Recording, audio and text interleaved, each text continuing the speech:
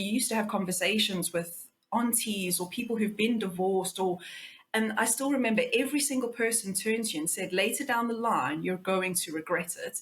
Yes. And in spite of all those conversations, you still decided to go ahead with it because you weren't going to settle and you didn't want to teach Mila to settle.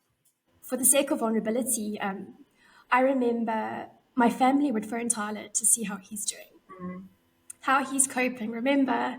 And I would be standing in the kitchen because we still lived in the same house, even though we had separate rooms. And I was witnessing how they were supporting him, but no one was there for me. You had to be so incredibly honest with people and divulge information that quite frankly had nothing to do with anybody else, because you were justifying why you had to make the decision of fulfilling yourself. And that's not on for any type of relationship. Like, nobody needs Yep. to know what goes on between A and B. All they need to know is you're not happy and support you through that. Like, I know it's obviously difficult as well because you had a child, but you were never going to make decisions that were ever going to harm Mila. Like, No. she was at the center of everything. And I remember you even considered staying for the sake of Mila. But then again, you come back to that thing, do you stay for Mila and give her the complete family that she needs or wants? Or do you also teach her that you can be happy, even if it means making difficult decisions?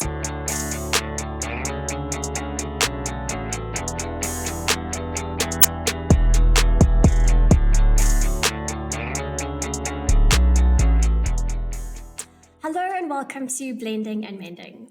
On the podcast episode today, we're taking a bit of a different lens in terms of the topics and the podcast guests that I usually have on the show.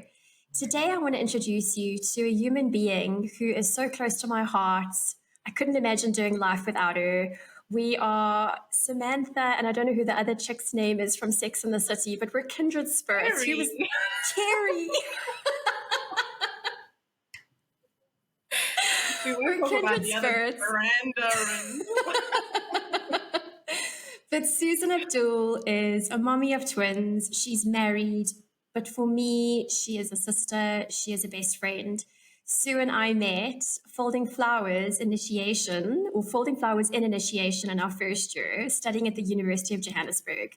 And we sat on a very cold floor folding flowers. And that's just pretty much where the story started. And it's 20 odd years later, and we're still besties. So, Susie, welcome to the podcast. 20 is an exaggeration. Is it like 15? Is It's making us sound like we're in our 40s. No, I turned 38. I am 38. I turned 39. It's been 20 years. Yes. Yeah, so we're old. I was a lot longer. Old. I joined uni a lot longer than you did. At least you don't look 38. That's a good thing. Oh, well, yeah. I mean, especially looking at you today, you look stunning. And again, thank you so much for taking the time. I know it's tricky with the boys, and we needed to juggle our lives to get this episode ready and right. But for me, Susan and I have been chatting about how do we position this podcast and how do we approach it differently, where it's almost you listening into two best friends just having a conversation. But the topic we're wanting to cover is supporting your best friend through divorce. So I'm going to try and get through this episode without tearing up. I do have tissues and chamomile tea. Okay, good for me.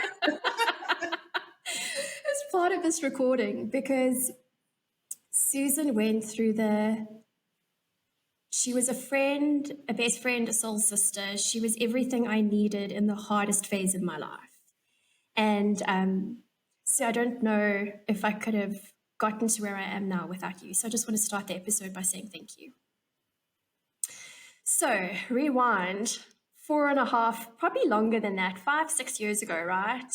Where I would phone Susan, and as you do with a bestie, you have a little bit of meltdown, right? In terms of what's happening in your house, what your partner hasn't done, what you're irritated about. And you have that safe space where you can talk to someone who gets you. There's no judgment. And that was always our relationship. I could come to you with absolutely anything. And Susan was part of the trials and tribulations of my ex-husband and I going into counseling, figuring out those phases of our lives, deciding to have Mila, gravitating back to challenges, and getting to a space where we eventually decided to end our marriage.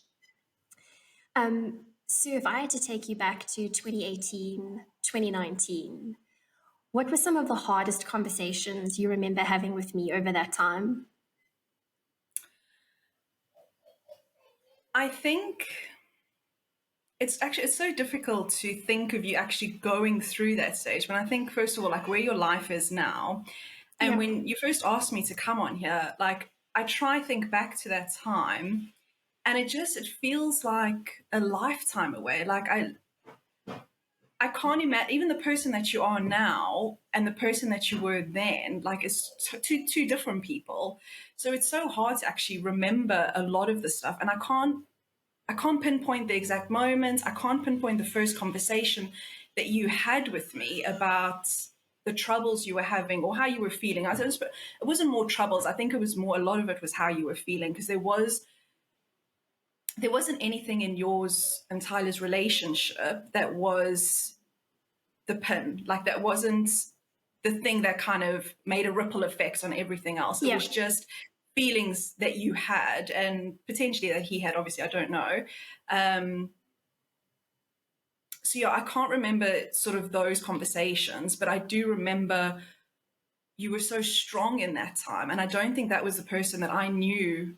You weren't that person at university. You were always the soft girl and like almost in a sense like everybody mothered you, where you were like, you were this person where I was just like, nobody could not talk to you, but nobody could reason. You were so steadfast in what you wanted and what you wanted your life to be that nobody could sway you from that decision that you had made. Like you knew what you wanted. And that is amazing in itself. Like, because you've said so many times in previous podcasts that you've had, like, you and Tyler are both great people. You didn't have an awful relationship. Like it was No. wonderful. And again, I think also, I suppose we're going to touch on it and stuff, but it's the support again that you had like from your family and stuff, because they couldn't understand it, because you and Tyler were just Tyler and Chantel, like you were just an amazing couple. So I think that was so difficult for people to understand, because you guys were great together. You're still great, but just obviously not together. Yeah, as a couple. Yeah. I remember when you're talking now about me being stronger and steadfast, but I remember thinking to myself over that time, because Tyler and I had had the challenges before, but we kind of stuck through it and had decided to potentially separate, and then said, no, we need to hang on. We've got our little girl.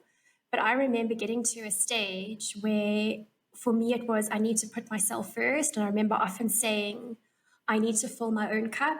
I'm not fulfilled. And what lessons am I teaching my daughter in terms of what life could be for you in terms of your happiness if I'm not showing up and practicing the same?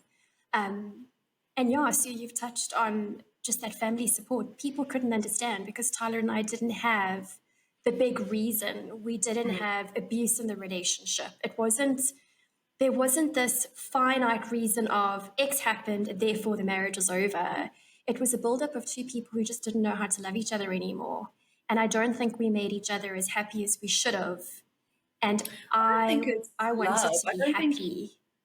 I don't think it's love, because I mean, you two have, and even now you both love each other. It's just, I don't think you had the right kind of love. Like, it's not the love that you wanted.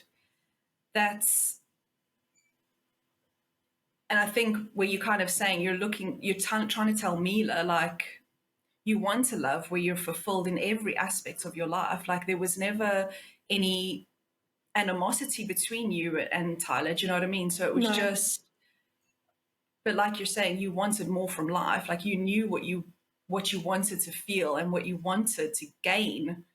what And I that's what wanted I for mean. That's when I myself. say you were strong, because I still remember you used to have conversations with aunties or people who've been divorced, and I still remember every single person turned to you and said, later down the line, you're going to regret it. Yes. And in spite of all those conversations, you still decided to go ahead with it because you weren't going to settle and you didn't want to teach Mila to settle. No. Sure, I forgot about some of those. And I mean, even speaking to my mom and them, and I've touched on it in a previous podcast in terms of culture and coming from an Afrikaans family.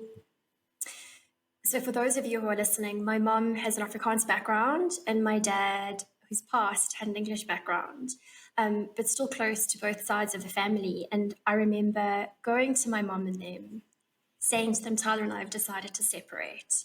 And it was this explosion. I remember crying all the way home. And I think I phoned you in the car. You were always there. Susie was my first phone call. Because the conversation just didn't go how I thought it would. And yes, it was tricky because no one got it. No one understood why we were making the decision that we were. And at the time, it was a joint decision. And then it got to a point where it became my decision. I became the person in legal terms who positioned to file for divorce. That came from me, not from Tyler. He was the defendant.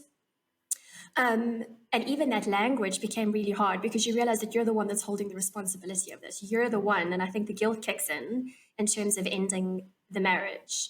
And it was a lonely phase of life because I didn't have anyone. And I know my family are going to listen to this. I'm trying to choose the words. But for the sake of vulnerability, I remember my family would phone Tyler to see how he's doing, how he's coping, remember? And I would be standing in the kitchen because we still lived in the same house, even though we had separate rooms. And I was witnessing how they were supporting him, but no one was there for me. So yes, Sue, you became my absolute lifeline. It was you and another friend I had in my life at that time, who were just the two people that I could rely on and the two people that would absolutely be there for me when I needed that support. And I don't think you can go through a process like this without support. You need someone who's going to have your back. You need someone who's going to be there just to soundboard with you. I mean, even though you're saying, Sue, I knew what I wanted and I was steadfast, there were days, and I made a note about it. I remember just the guilt, and it's still something I struggle with. And you would take me back to, perchance, remember why you made the decision to leave. You were that sound of reason or the voice of reason, reminding me of my worth, reminding me of the why. I mean, starting on your family, I mean, I love your mother. She's like one of my most favoritist people. I think I'll get emotional just talking about your mom. But I think it shocked me at the time. But I think it's because, again, they love Tyler. And if anybody was going to paint like a man for their daughter, like Tyler was very much that person. So I think when you took that news to them, it was just like, but why? Like, he's amazing, he's this, he's that, like. And I think coming from a cultural background of sometimes the Afrikaans and, your mom being quite strong in that sense, it was, if you've got a man who supports you, it's all the tick boxes, but it's none of the feeling. And that's what they forget is the feeling. And luckily we've got through it now. And I mean, obviously, like, they're so supportive of you and your new relationship and stuff. So they finally come on board with it. But even, I said to you earlier as well, the fact that, like, when you went to people, both Tyler's family, your family, everybody else around you, when they asked you why, you had to be so incredibly honest with people and divulge information that quite frankly had nothing to do with anybody else, because you were justifying why you had to make the decision of fulfilling yourself. And that's not on for any type of relationship. Like, nobody needs to know what goes on between A and B. All they need to know is you're not happy and support you through that. Like, I know it's obviously difficult as well because you had a child, but you were never going to make decisions that were ever going to harm Mila. Like, No. She was at the center of everything. And I remember you even considered staying for the sake of Mila. But then again, you come back to that thing. Do you stay for Mila and give her the complete family that she needs or wants? Or do you also teach her that you can be happy, even if it means making difficult decisions? Like, Yeah. so I think that's a lot of like where you were torn in that sense. But I mean, that's why I mean also it's so difficult to think back because everything is so different now. Obviously, even with your sister, like everything she's gone through, I think that was also you going through what you went through was a blessing in disguise for what she's gone through. Do you know what I mean? And but now you guys have done 360 and now you're back as one. I say the Rose Girls. I mean, I know you're not all roses now, but you're always going to be the Rose Girls. Do you know what I mean? It's like you're back together. The band is back together. Oh, Sue, you're so cute. But yeah, it was a trying time. And I mean, the conversations with regards to Mila, that doesn't end just because the divorce process was 4.5 years ago. I mean, I sent Susan a very emotional voice note yesterday. Mila didn't want to come home with me. I drove all the way to Tyler's and she was on the driveway on her bike and she just didn't want to get into the car. And so I went to go fetch her today and we decided to do a neutral pickup spot. So we went to a little place called Pappuccino's and she's dressed in this beautiful little dress today with stockings and boots and her hair's tied up and she's so cute. And it was just the three of us. And Tyler had ordered cappuccinos for us. Mila was having some ice cream for breakfast. And Tyler and I were having a conversation about property and houses. And Mila looked at us, I haven't even told you this, looked at us and said, "Why did the two of you break up?" Oh, God. So now I'm sitting at the table and I say, "Ty, do you want to give this a go?" And he's like, "No, you have to." I mean, come on, bro. No, you're way better at dealing with this thing. And then it was going back down that conversation of mommy and daddy loved each other very, very much, but mommy and daddy didn't know how to make each other happy, so we decided to love each other as friends instead. And now we have 2 homes and we love you. And she's definitely going through a phase again where I said to my mom, it was easier when she was 2.5 years old and we made this decision to leave. Versus now where she's asking all these hard questions. And again, Sue, you were that call for me yesterday. You were the person that I can be absolutely vulnerable with, that I can have the big ugly cry where you can hardly hear what I'm saying over the phone. And even yesterday, your advice was so sound to what you've been telling me for the last 4.5 years is to stop overanalyzing everything. Be kind to yourself. And it's okay that she wants to spend an extra day with her dad. It's not the end of the world. Well, yeah. I mean, you know how I feel about this anyway. I think everything Mila does, because your thinking is so on a psychological level that every action, every reaction is because of something that's happening up in the brain. And sometimes kids will be kids and they will push like act out and push the boundaries but sometimes she's just playing and having a good time and wants to stay there. Like, I don't think it's about Tyler and about you. It's about she's just having fun and she wants to stay in that fun environment. And you being so sensitive to Mila, which is wonderful, I think. Like, yeah, but she's literally is your soft spot. Like, so I can understand why you got upset, but yeah, I think when you take a step back and just think the reasons that she's doing it, it's not because she prefers her dad over you or you're a terrible mom and he's an amazing dad. It's just that she's having fun and she just wants to stay where she's having fun. Like, do you know what I mean? She's probably at wherever she is now with Tristan. She probably wants to stay there. If you went to her and took her off a jumping castle, she'd be like, "No, mom, I want to stay here." That doesn't mean she doesn't want to be with you. It's just she's having fun. Yeah. So for people who are listening, you can't have Susan as your best friend. She's mine. Because this was life, right? This is still life. This is you bringing me back down to Sean's. It's not the end of the world. Sean's, it's going to be okay. And I mean, I remember, so again, rewind into the separation process. So Ty and I had decided to separate, but we couldn't afford to move out immediately. And we were in a new rental contract. So he was in his room, I was in my room, and the house was just the shell, right? And I definitely went through a phase, and I don't know if it's a phase that everyone goes through. I know you're smiling. But I wanted to go out. If there was a wine festival, I wanted to go. If there was an opportunity for me to not be in the house and Mila was with Tyler or Mila was with my mom, I was out of there.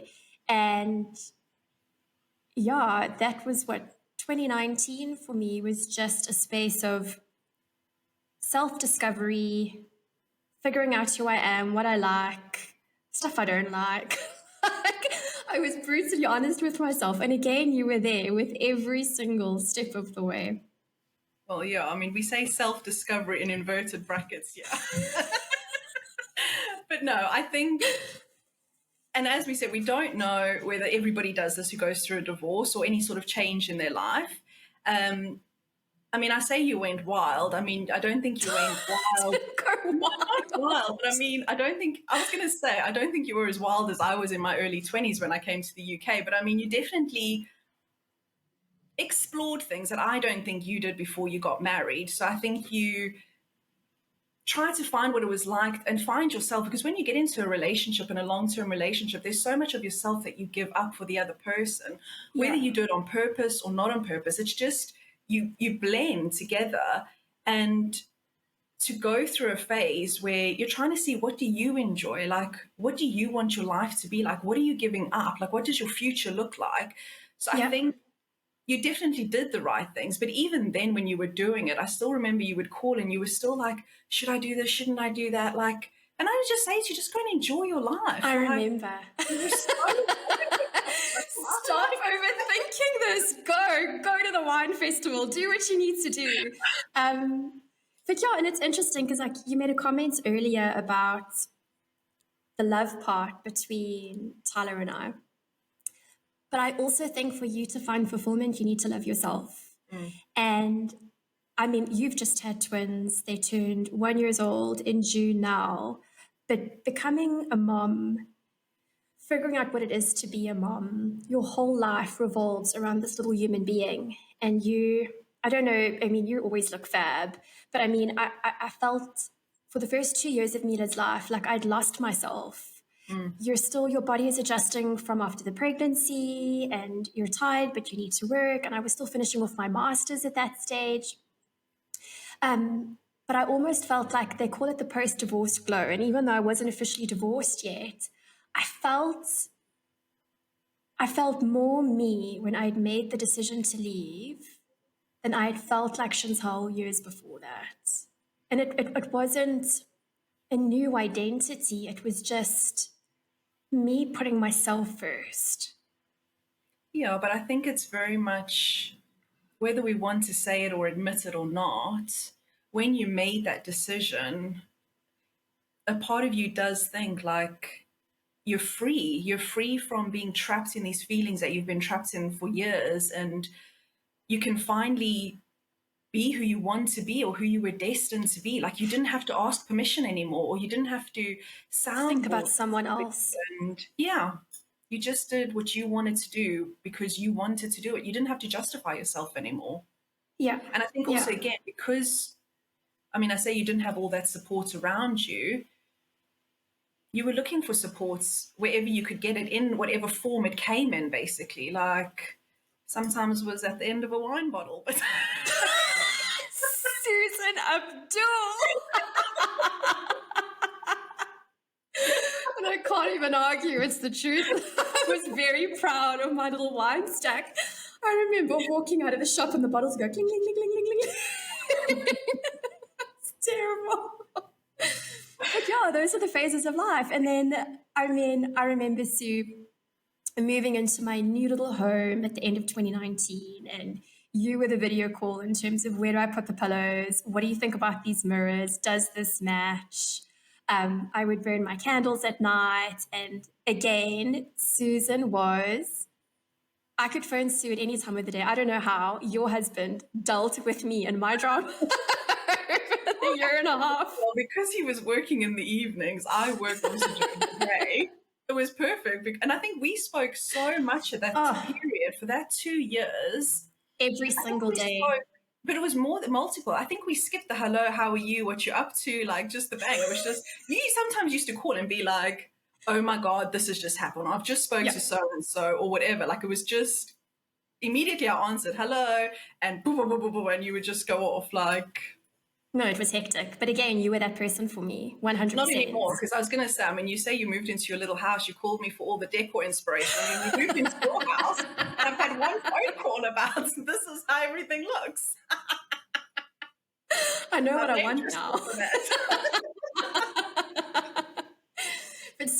such a good point earlier, right? Because we rely on our tribe, whether it's a family member or a best friend, and you were my bestie and still are during that time and my new phase of life with Tristan and Jordan. And now we have different conversations. Now we're having conversations around how to deal with the ex-wife, how to become a mother to a little stepson that's now become my little boy.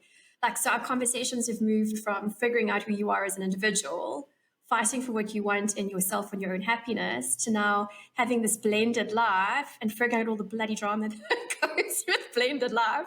So it never ends.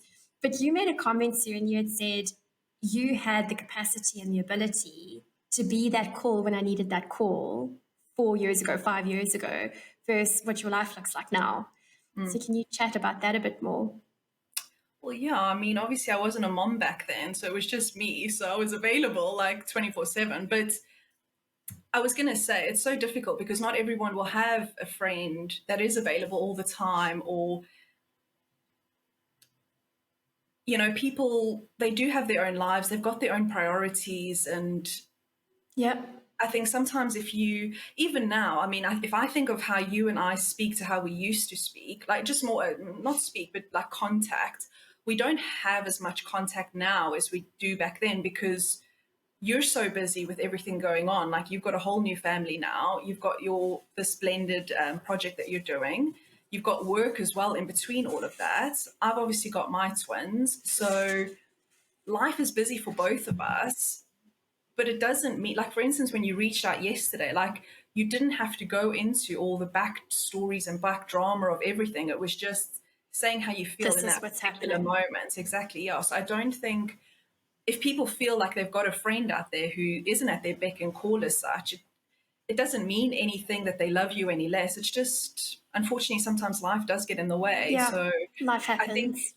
yeah, your life at that time happened at a good time for me, essentially, because I could be there for you all the time. I planned it to the God T. had a plan. Um, Sue, if you had to rewind, right, what were moments that absolutely frustrated the living hell out of you when I would phone you? Did you have any of those? I don't think I did. Like, no, because I think, as you know, even when you were going through that time, it wasn't all like darkness. People might think every time you called me, you were in tears. Like, we had some great conversations, we laughed a lot. Like, and I think we reconnected a lot because obviously we were great friends in university. And, I came to the UK and obviously you stayed in SA. That distance does put not just physical distance, but there was a lot of emotional distance. I think that also brought us back together again. And so I don't think I had any bad times, like, or times where you irritated me or frustrated me, or there was none of that. It was just great to be able to be there. Like, I don't say it was great to be there at the hardest time of your life. I mean, like, it was a privilege to be there, essentially. Oh, Like, friend. It doesn't take much to make me cry. Was there anything you thought that you had advised me on and I just didn't listen because I was so stubborn and strong-headed? I don't think you were never stubborn, and I don't think you've ever been a stubborn person. When I say you knew what you wanted, like you still wanted, I think sometimes you would call me for reinforcement to like reinforce the decision that you've made because I don't think there was one other person in your life at the time who was telling you you're doing the right thing, or not that it's not the right thing, but doing the right thing for you rather. No, there wasn't that support. I think you wanted that just for somebody to say, like, do what you want. And I don't think I ever said to you what you're doing is the right thing. I think I always just said to you, if you feel like this is what you want to do, you need to do it for yourself. Like, people in your life should support you, regardless if you're going to stay in your marriage or whether you're going to choose to walk away. When you're choosing to support someone, you're supporting that person. You're not supporting their lifestyle. And I think that's a lot of what people didn't do at the time that you were going through. So, yeah. You're triggering a memory for me. So, I mean, during that time, I was obviously in counseling. I think I was seeing 2 psychologists at the same time. And I always said you were my free psychologist. But I remember seeing a psychologist at the time, and he looked at me and he said to me, I give you permission to leave. Mm. Do you remember that? I remember, yeah. It felt like a weight was lifted off my shoulders. And it's silly, you don't need permission. But just to hear that, so tapping into what you were saying now is just Yeah. having someone say, it's okay, Yeah. go live your best life. And it's hard because you're hurting people in the process of making a decision for yourself. It was the most selfish thing I've ever done.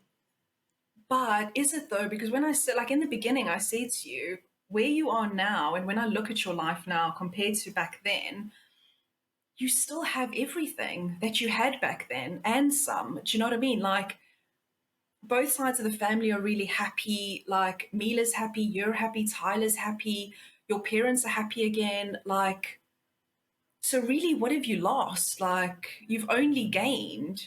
So I think you suffered with the guilt a lot. And I don't think I've ever met anyone who deals or holds on to guilt as much as you have. Because I think you still sometimes have moments feeling those guilt. And Mila's obviously a big trigger for those things. But you're starting to let go and you're starting to like, actually, no, like I've done the right thing because look at your life. I mean, you've just moved into an amazing place.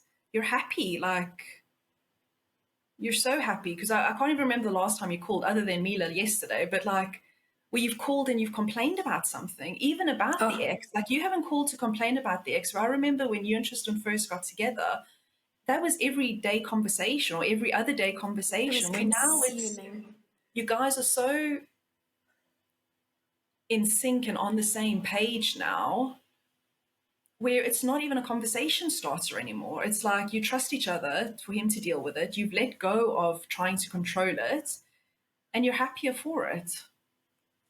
Yeah. I mean, there were lots of conversations that we probably can't get into on the podcast. But I mean, again, it's going into that next phase of life. And Mm. again, as a bestie, you were absolutely there. There were triggers. I still have triggers, but like you're saying, you grow through them, right? And you figure it out and you figure out what's important and what's not important. So, yes, I definitely think in hindsight, I'm probably stronger now than what I was, or I'm handling things better. Yeah. And I think that's something that I try and bring across in the coaching and even some of the podcasts. Like, it takes time, but this too shall pass. And you don't feel that when you're in the middle of it, when you're Yeah. stuck in it. Because I And that's didn't the feel thing, that way because then. you were, well, you felt like that obviously going through your divorce, but you even felt like that when you and Tristan first started talking and getting to know each other. I remember you would say, like, you don't want to leave a situation to walk into another not so great situation. Like, Yeah.